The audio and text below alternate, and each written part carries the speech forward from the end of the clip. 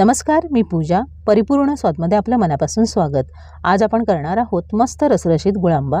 गुळांब्याचं texture पाहूनच तुमच्या लक्षात येईल की किती छान गुळांबा तयार झालेला आहे. हा गुळांबा तुम्ही एक वेळ करून वर्षभरासाठी हवाबंद डब्यात भरून ठेवू शकता. आजारपणामुळे जिभेची चव गेली आहे अशा वेळी तुम्ही हा गुळांबा खाऊ शकता. गरम गरम वरण भातासोबत गुळांबा चवीला अप्रतिम लागतो. सकाळच्या घाईगडबडीमध्ये पोळीला हा गुळांबा लावून तुम्ही त्याचा रोल करून मुलांना डब्यात देऊ शकता. चला तर मग आजच्या रेसिपीला सुरुवात करूया. गुळांबा करण्यासाठी इथे मी 2 तोतापुरी कैऱ्या घेतलेल्या आहेत. कैऱ्या घेताना आपण ताज्या बघून घ्यायच्या आहेत. शक्यतो त्या चेचलेल्या नसाव्यात, म्हणजे वरून पडलेल्या नसाव्यात, उतरून काढलेल्या असतील तर उत्तमच. पण शहराच्या ठिकाणी आपल्याला हवी तशी प्रत्येक वस्तू मिळत नाही. कैऱ्या मी स्वच्छ धुवून घेतलेल्या आहेत, त्यानंतर पूर्ण कोरड्या करून घेतलेल्या आहेत. गुळांबा करताना आपण जी भांडी वापरणार असू ती पण कोरडी करूनच घ्यायची आहेत, तरच आपला गुळांबा खराब न होता वर्षभर अगदी छान टिकतो. या छोट्या छोट्या टिप्स लक्षात ठेवायच्या आहेत. बघा, इथे मी दोन्ही कैऱ्यांची सालं काढून घेतलेले आहेत आणि आता आपल्याला ही कैरी किसून घ्यायची आहे. त्यासाठी इथे मी एक किसणी घेतले आणि अशा आपण कैरीचा लांबट असा किस तयार करायचा आहे. खूप जास्त बारीक किसायचा नाही आहे. किसणीचे होल थोडेसे बारीकच आहेत. तुम्हाला जर जाड किस आवडत असेल तर तुम्ही मोठ्या किसणीवर किसून घेतलं तरीही चालेल, पण मला असा बारीक किसच आवडतो, त्यामुळे गुळांबा अगदी छान मिळून येतो. दोन्ही कैऱ्या किसून घेऊया. बघा, इथं मी दोन्ही कैऱ्या किसून घेतलेल्या आहेत आणि इतका किस तयार झालेला आहे. आता आपण हा कैरीचा किस मोजून घेऊया. इथं मी मेजरिंग कप घेतलाय. कप भरताना आपण हलक्या हाताने भरायचा आहे, खूप जास्त दाबून भरायचा नाही आहे. बघा, हा 1 कप किस झालेला आहे आणि दुसरा तो पण हलक्या हातानेच भरायचा. असा आपण किस मोजून घेतला म्हणजे आपल्याला गूळ किंवा साखर घालायची असेल तर ती मोजून घालता येते, मग प्रमाण चुकत नाही. जितका कैरीचा किस असेल तितकाच आपण गूळ किंवा साखर घ्यायची आहे.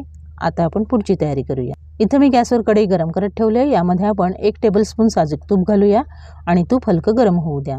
लो फ्लेमवर तूप हलकं गरम झालंय. आता आपण यामध्ये 4 ते 5 हिरवी वेलची, 4-5 लवंगा आणि 1 दालचिनीचा तुकडा घालायचा आहे आणि आता आपण हे थोडा वेळ परतून घेऊया आणि लगेचच आपण तयार करून घेतलेला कैरीचा किस यामध्ये काढून घ्यायचा आहे.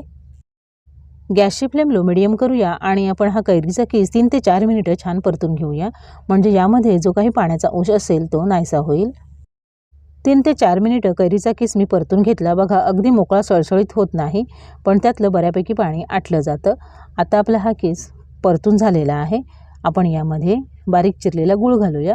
1.5 कप कैरीचा किस होता, त्यासाठी 1.5 कप बारीक चिरलेला गूळ घेतलेला आहे. जर तुम्हाला साखर घालायची असेल तरी देखील 1.5 कपच साखर घालायची आहे, म्हणजे जितका कैरीचा किस तितकाच गूळ किंवा साखर घालायची. आता आपण गूळ विरघळेपर्यंत असं सतत ढवळत राहूया. गॅसची फ्लेम मिडियम करायची. बघा, पुढच्या 2 मिनिटांमध्येच गूळ पूर्णपणे विरघळला गेलेला आहे. गूळ बारीक चिरला म्हणजे तो पटकन विरघळतो आणि हे मिश्रण इतकं सैलसर झालेलं आहे. आपल्याला हे आटवून घट्ट करून घ्यायचं आहे, पण गॅसची फ्लेम लोपेक्षा किंचित मोठी ठेवायची आणि मिडियमपेक्षा बरीचशी कमी, म्हणजे मुरांबा छान शिजला जातो आणि कैरीच्या किसामध्ये गुळाचा स्वाद पूर्णपणे उतरला जातो आणि छान मिळून देखील येतो. हाय फ्लेमवर शिजवायचा नाही आहे, कमी फ्लेमवरच आपण शिजवून घेणार आहोत. आता इतकं मिश्रण हे सैलसर झालेलं आहे, सतत ढवळायची गरज नाही आहे. थोड्या थोड्या वेळाने ढवळून घेतलं तरीही चालेल. जवळपास 10 मिनिटं हे मिश्रण मी शिजवून घेतलेलं आहे आणि बघा, आधीपेक्षा हे घट्टसर झालेलं आहे आणि रंग पण गडद व्हायला सुरुवात झालेली आहे. पुन्हा एक वेळ तळापासून ढवळून घेऊया आणि अजून थोडा वेळ शिजवून घेऊया, म्हणजे आपल्याला हवी तशी कन्सिस्टन्सी येईपर्यंत. पुन्हा साधारण 10 मिनिटं मी हा गुळांबा शिजवून घेतलेला आहे आणि बघा, आधीपेक्षा घट्ट देखील झाला आहे आणि अजून रंग गडद झालेला आहे. गुळाचा मस्त रंग आलेला आहे. आता आपण या गुळाचा पाक तयार झाला आहे का तो चेक करूया. एक वेळ आधी ढवळून घेऊया. आपल्याला साधारण 1 तारी पाक होईपर्यंत हा गुळांबा शिजवून घ्यायचा आहे. बघा, चमचा असा कलता करायचा आणि जो शेवटचा थेंब असतो तो पुन्हा वर जातो, याचा अर्थ आपला 1 तारी पाक तयार झालेला आहे. मग आपण हाताने पण चेक करूया. बघा, अगदी छान अशी तार येते. 1 तारी पाक तयार झालेला आहे, पण तरीही गुळांबा थोडासा सैलसर आहे, म्हणून तो अजून आपण 1-2 मिनिटं शिजवून घेऊया.